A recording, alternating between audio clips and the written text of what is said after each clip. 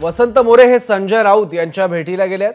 संजय राऊत आणि वसंत मोरेंमध्ये सध्या बैठक सुरू आहे। काल वसंत मोरेंनी शरद पवार यांची भेट घेतली होती आणि त्यानंतर वसंत मोरे हे आता संजय राऊत यांच्या भेटीला गेले आहेत। याबद्दल आणखी माहिती घेऊयात, आपले प्रतिनिधी वेदांत नेव आता आपल्या सोबत आहेत। वेदांत, लोकसभेसाठी मोर्चे बांधणीला सुरुवात म्हणायची वसंत मोरेंची?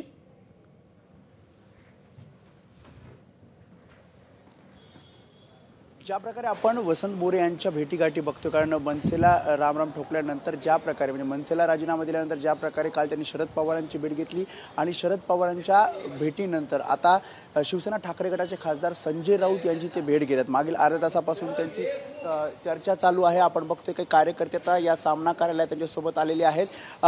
वसंत मोरे स्वतः लोकसभा निवडणुकीसाठी उमेदवार म्हणून इच्छुक आहेत आणि त्यासाठीच अशा प्रकारच्या भेटी घेतल्या जात आहेत, कारण शरद पवार यांच्यासोबत सुद्धा त्यांनी काल काही वेळ चर्चा केली आणि त्यानंतर आता शिवसेना ठाकरे गटासोबत सुद्धा ते चर्चा करतायत। संजय राऊतांची त्यांची नियोजित वेळ होती आणि त्यामुळे अर्ध्या तासापासून ही चर्चा सुरू आहे, कारण आता या सगळ्यामध्ये भेटीमध्ये तर सर्व पक्षांना ते महाविकास आघाडीतील भेटतीलच, मात्र उमेदवारी संदर्भात नेमकी काय चर्चा केली जाणार किंवा उमेदवारी संदर्भात नेमका काय निर्णय घेतला जाणार हे पाहावं लागणार आहे। मात्र जसा मनसेला राजीनामा दिल्यानंतर पुढील 2 ते 3 दिवसात आपली पुढची जी राजकीय भूमिका असेल ते आपण मांडू असं वसंत मोरे म्हणाले होते। त्यामुळे कदाचित लवकरच वसंत मोरे यांच्याकडून आपली पुढची राजकीय भूमिका जी आहे, म्हणजे ते कोणत्या पक्षात जाणार किंवा कोणत्या पक्षाला पाठिंबा देणार किंवा कोणत्या पक्षामध्ये प्रवेश करणार या संदर्भातली भूमिका ते लवकरच स्पष्ट करतील। मात्र ज्या प्रकारे महाविकास आघाडीतील नेत्यांची त्यांची भेटी घेतल्या जातात त्यावरून महाविकास आघाडीतील पक्षासोबत वसंत मोरे जातील अशी शक्यता आहे। आणि आपण बघतो वसंत मोरे हे आता संजय राऊत यांची भेट घेऊन आलेले आहेत आणि नेमकी त्यांची भूमिका काय, नेमकी काय चर्चा केली हे सांगतील। तुम्ही आत्ताच भेट घेतली संजय राऊतांची, काल शरद पवारांची तुम्ही भेट घेतली आणि आता काय चर्चा? लोकसभा निवडणुकीसाठी उमेदवारीसाठी इच्छुक आहात, महाविकास आघाडी तुमची ही इच्छा पूर्ण करेल असं वाटतंय का? माझा प्रयत्न चालू आहे। मी कालच्याला सुद्धा शरद पवार साहेबांना भेटलो, अगोदर मोहनदादा जोशी सुद्धा मला भेटले आणि आज मी संजय राऊत साहेबांना भेटलो। माझी जी भूमिका आहे पुण्यामध्ये ती मी या सगळ्या महाविकास आघाडीच्या नेत्यांपुढे मांडलेली आहे आणि मला वाटतं की मला संधी मिळेल। कोणत्या पक्षाला? काँग्रेसकडे आहे तर कसं हे शक्य नाही, आता होईल असं वाटतं? हे सगळ्या नेत्यांना मी भेटले आणि मला वाटतं की मला जी निवडणूक करायची आहे ही पुणेकरांच्या हितासाठी करायची आहे। त्यामुळं मी प्रत्येकाकडे पहिल्या गाठीभेटी घेतोय आणि गाठीभेटी घेऊन त्याच्यामध्ये योग्य तो मार्ग काढते। तुम्ही म्हटलं होतं की पुढच्या 2 दिवसामध्ये आपली राजकीय भूमिका पुढची काय असेल ते सांगणार आहात, तर तुम्ही महाविकास आघाडीतलीच एका पक्षामध्ये पक्षप्रवेश करणार आहात हे आता दिसतंय, कारण ज्या प्रकारे शरद पवार आणि आता संजय राऊतांची तुम्ही भेट घेतली ना। अजून मी फक्त भेटीगाठींवरती आणि माझ्या कुठल्याही भेटीगाठी या मागच्या दरवाजाने झालेल्या नाही आहेत। मी प्रत्येक ठिकाणी जातोय ते डायरेक्टली भेटतोय। मी कुठेही अंधारामध्ये पडद्याआड अशा माझ्या कुठल्याच मिटिंगा झालेल्या नाही आहेत। मी ज्या ठिकाणी जातोय मी त्या ठिकाणी मला हे सर्व नेते मंडळी मला अतिशय चांगल्या पद्धतीने मला अप्रोच करतात आणि हे मी माझं भाग्य समजतो की मी ज्या पक्षामध्ये होतो त्या पक्षातनं मी इथपर्यंत पोचलो आणि इथं आल्यानंतरनं हे सर्व लोक मला भेटतात।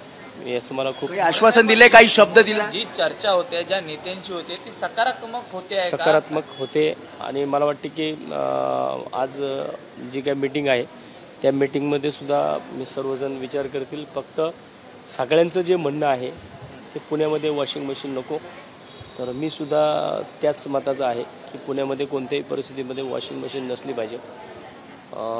सगळे जे विचार जे आहेत त्या विचारासाठीच मी या ठिकाणी थांबलो आहे। आतापर्यंत तुम्ही शरद पवारांना भेटलात, संजय राऊतांना भेटलात, जागा म्हटलं जात आहे की पुण्यात काँग्रेसकडे आहे, काँग्रेसच्या त्यांच्या बी नेत्यांना भेटलो मला जे त्या ठिकाणी आहेत। मोहनदादा जोशी आहेत, आमचे माझे मार्गदर्शक नगरसेवक रवींद्र धंगेकर असतील किंवा अरविंद भाऊ। दंगेकरांचं म्हणणं काय या सगळ्या? आम्ही दंगेकरांना फोनवरतून माझं भाऊसंग बोलणं झाले आणि मला वाटतं की मी गेल्यानंतर भाऊंना भेटणार। नाही, पण निर्णय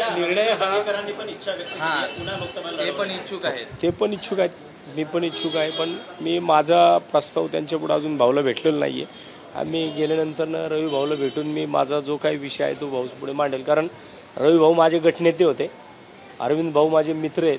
आम्ही 15 वर्ष एका बेंचवरती बसलेलो आहे महापालिकेमध्ये.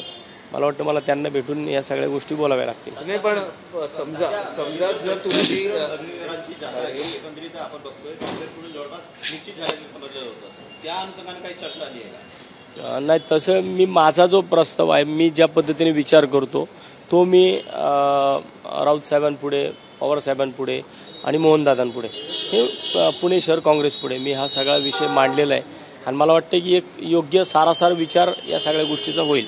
लोकसभा निवडणूक लढवण्यावर ठाम आहात का? मी महाविकास आघाडीकडून समजा जर काही अनुकूल प्रतिसाद नाही मिळाला तरीही लोकसभा निवडणूक लढवणार का? मी कालच्याला पण सांगितलं होतं की याच्यासाठी केला होता अट्टाहास.